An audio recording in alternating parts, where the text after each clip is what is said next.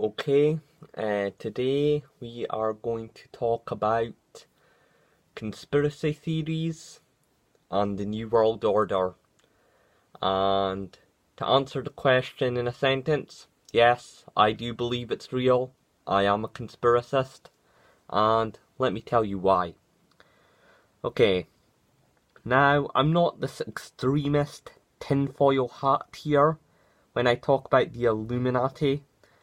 I don't believe in these reptilian shape-shifting people, but it is common sense that there are a rich, powerful, influential group of people out there, and they do have meetings, and they are in bed with corporations and have a political voice in Congress and make deals.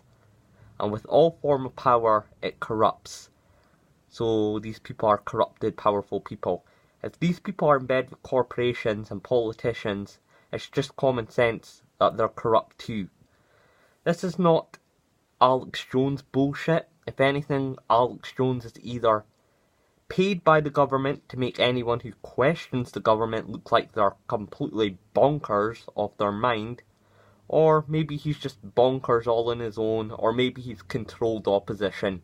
We'll never know. The same goes for people like David Icke and any other YouTubers out there who talk about these issues. But like I said, they go by many names. It could be the Knights Templar, the Masons, Skull and Bone Society, the Zionists, the Illuminati.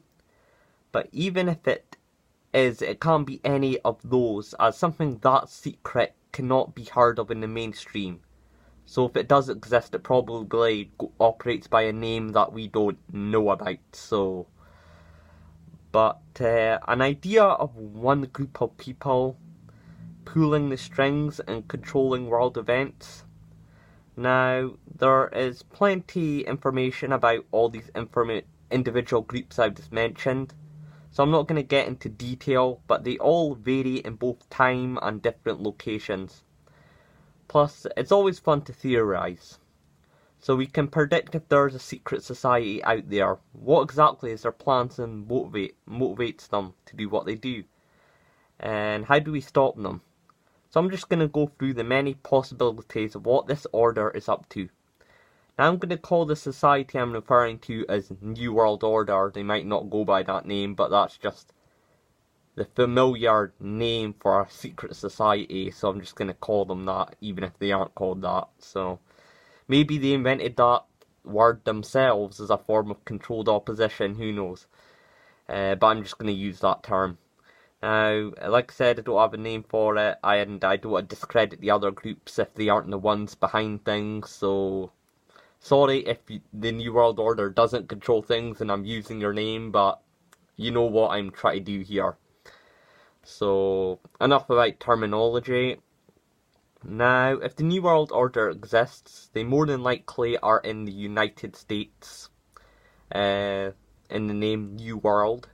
They're attracted to where the money and the power is in the US, which is currently the most powerful place on earth at this moment, at the time that I make this video.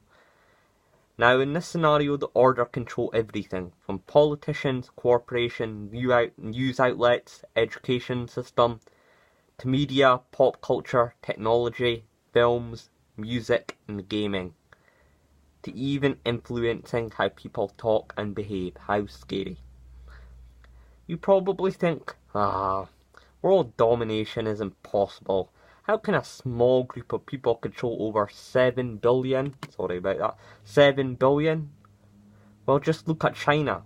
There are more people in China and India than the rest of people on Earth combined. Yet China is currently a communist country. So, China, the highest population in the world, got majority of the world's population, and it's run by a communist dictator. So doesn't that not sort of prove it? So how can we not say that it can be even put to a bigger scale if it's being already implemented in the world's largest country by size? So already in that example, it's extremely easy for humans like sheep to be mass controlled. Just look at the nation states like Saudi Arabia, another country where a government has full control of its people. See, doesn't world domination not seem more plausible to you now? It looks like a very achievable goal after those examples. And there's many dictatorships all over the world. Ones you can't even see, like the bureaucrats in the EU, that have managed to unify Europe in a way that Napoleon and Adolf Hitler failed to do. So, it can always be invisible. That's proof that they can conquer, but it's so invisible we don't see it, or it's probably hidden under some trade agreement, who knows. So, order controls the corporations, and if they don't own a corporation, they're friends with other people who control corporations. So while you work for one corporation, then in the weekend you go out and spend money on another corporation, either circulating money back to them or money to their friends. If corporations are under the watchful eyes of a socialist government, they create tax shore heavens like the Panama paper leaks. They put money into friends' accounts overseas. The banks then borrow money and give them more interest. They make profit off their interest. They create a myriad system, and in order to turn the money clean, they will buy money and they will buy stuff in auctions or buy a ski park and then sell that ski park. So what they do is money laundering, basically, is how they hide their wealth. The school and education system is under control. The school is a breeding ground for the order. It's here where they filter the good, dumb people who will grow up to follow the rules while destroying the nerds who can actually make change and expose them. School isn't about learning, it's to train the rich, powerful kids how to bully and how to train them on how to make gains upwards in the social order. How to bully, how to manipulate, however, still look cool and popular while doing it. How to create peer groups, how to do the art of us versus them. End the day of school. School isn't learning, it's anti-learning, it's anti-education, it's anti-knowledge. It's just a popularity contest. That's why the order want. They want their bully kids to traumatize other people because they know puberty, very sensitive time.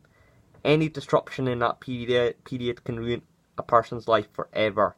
And the problem is, people watch these American high school shows and want to be like the jocks and the cheerleaders. I'll make a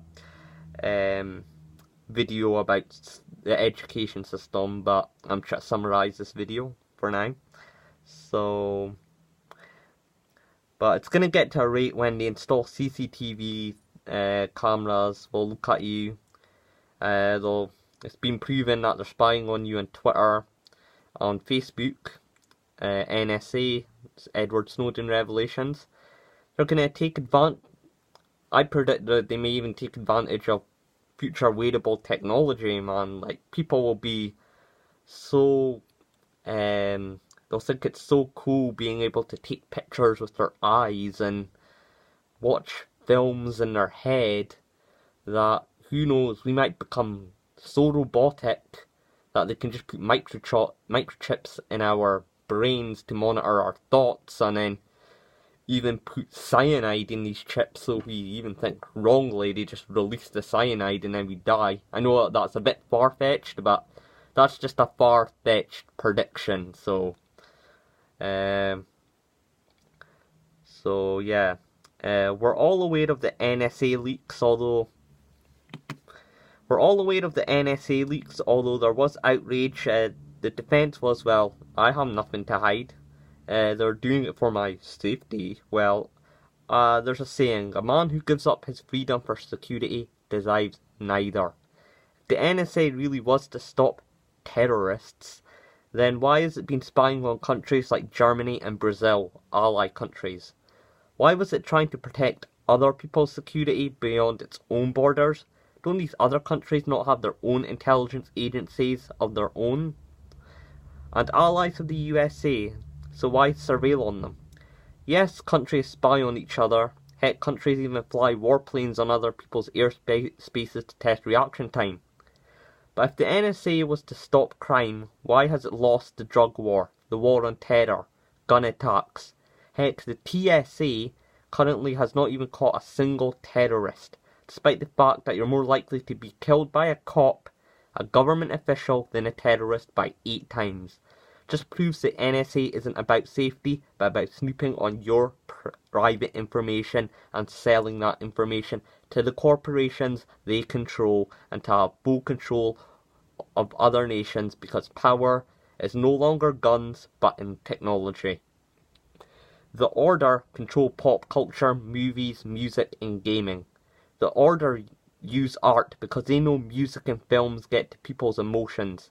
People blindly follow pop culture. They create heartwarming stories, for example, American Sniper, so you're distracted by the simpleton glamorization of war. You're distracted that American Sniper represents the industrialized militarized complex and the invasion of Iraq, which killed scores of innocent children by the thousands, and the major play that the war was for greed and oil.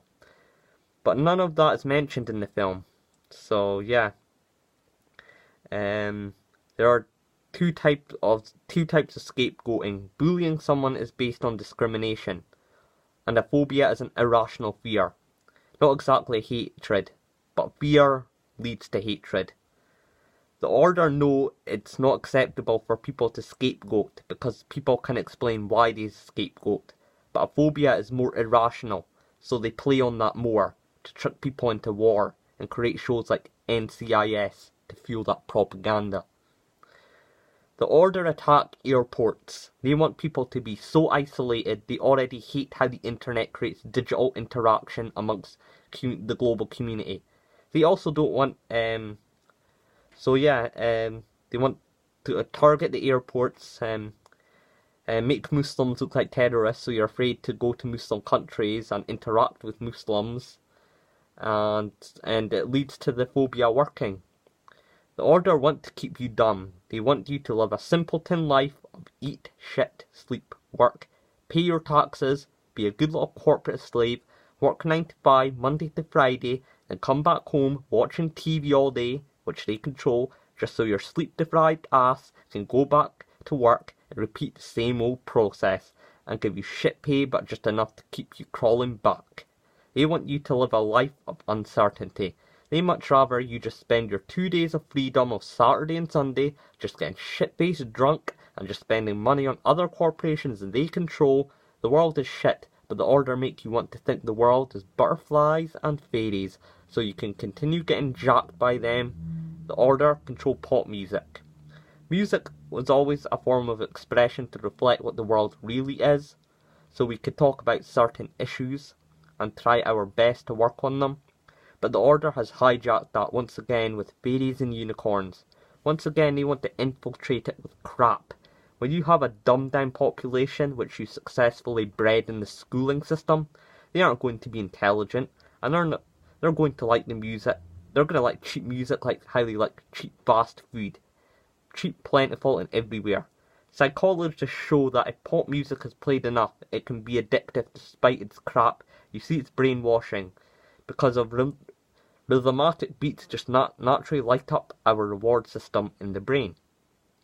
Music today represents our dumbed down culture of obsession of superficial pleasure of booze, butts and bitches, and glamorize how much money you have. People like Beyonce, Tyga, Rihanna, all that people. All of 2015's #1 hits were all made by the same person. But by paving so much robot performers and ghostwriters, we actually think our music industry is diverse. But why is it that music has become garbage yet our demand for movies only get higher, like in regards to Netflix and Amazon Prime? That's because music is portable. We take it with us, it makes us familiar, it's a safe space, as we're walking down the street, to distract us from how shit the world really is. There's a propaganda behind video games. Whoever the Order decide to go to war with next, trust me, the bad guys in the film will always be who the Order wants to go to war with. For example, in games like Call of Duty, you're always the brave American troop killing all the Muslims, Russians and Germans. American blood is never spilled, and even when it is, it's usually done by another American.